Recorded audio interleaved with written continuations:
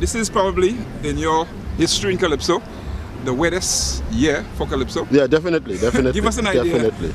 As a Calypsonian, how did Corona affect you, the season? How you feel having a one show for an entire season? Well, definitely, whenever the Calypso season comes around every year, I just get hyped up, And this year it wasn't so at all because, as you know, COVID-19 is around and there was no mass crowd events, taking place. So that had me kind of way, closed down a bit. And as far as you can remember, this is the first time that there's been any season with a one show? Yeah, well, definitely. I can remember in 1996 there was no Calypso at all, but this time around it's kind of different. Definitely, as a writer, I was always prepared, preparing for the season coming up.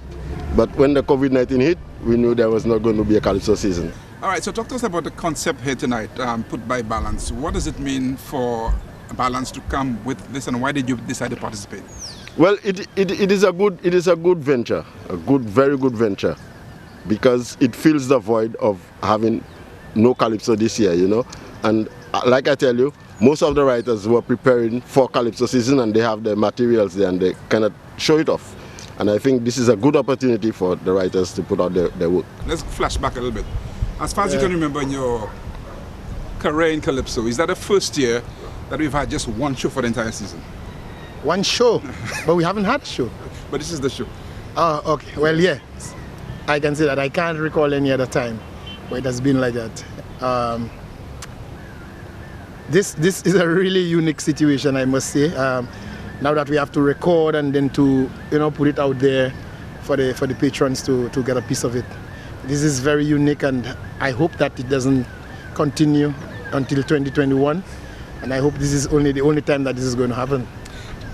Was there a year, Rubius told me in 1996 there was no Calypso, you remember that? Yes, I do remember that. The association then boycotted the carnival. And there were two artists I know who did sing on some carnival shows, and they received the ban in 1997. Yeah, 97 actually was my first finals, So yeah, I did highlight the fact that they were out on ban, and that was my chance for Walleigh to go through. If you remember this song. Right, that's right. Yeah. All right, so we'll come to that show in just a little while. Yeah. But it's an interesting year as well because it's also an election year.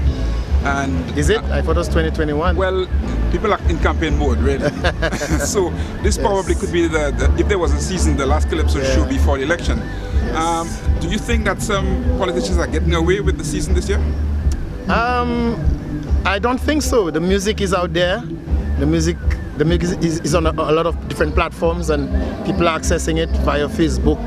It's going around on WhatsApp and the other digital platforms. So the music is out there. There are some politically charged commentaries, and I don't think they're really getting away. I mean, they probably hide their head in the sun and pretend as if, but they're not getting away. But they won't get that kind of a crowd encore, that kind of reaction. It's a different vibe. Well, that is true, but it doesn't really matter whether the crowd is there or not. I think people are listening. And those who probably are opposed to the politically charged songs because it is their party in office and so on, they probably will just tune off.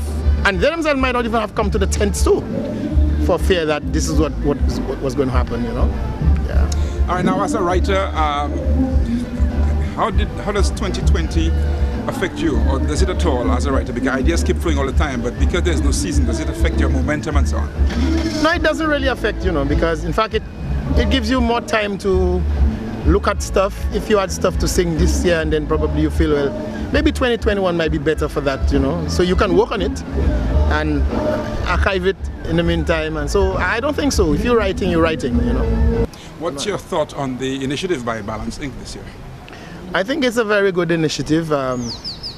We have to move with the time, and as I was telling TC, I think it's a perfect opportunity to whatever funds could be raised, so Balance could start with something, because any kind of association or union or grouping of artists would need something to start on. You need a foundation, and it's not just the ideas are good, but you also need some finance, and I think this is a perfect opportunity. Just give us a tease of the song that you performed.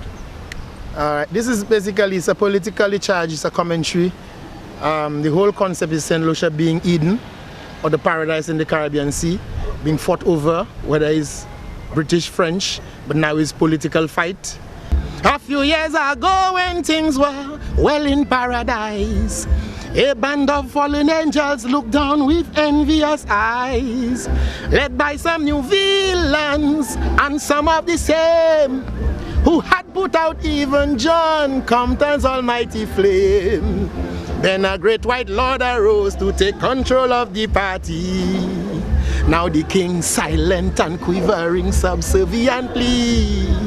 Them brutes raise their flambeaux, their lights seem bright in the dark, saying how it's better than the stars' eternal spark. They raise a loud ruckus and wage a dirty campaign, and said Kenny's outdated regime should not rule again. These yellow-winged fiends only had a single plan. All they ever wanted was to take control of the land. Sons of Adam, daughters of Eve, I'll tell you a tale you won't believe, of an Eden in the Caribbean Sea, battled for throughout its history. 'Tis a story of paradise gained, and how in folly we lost it again. Oh Lord, oh Lord. Sons of Adam, daughters of Eve, whom the yellow angels deceived. You believed their promises and lies, and gave them that chance to mash up with paradise.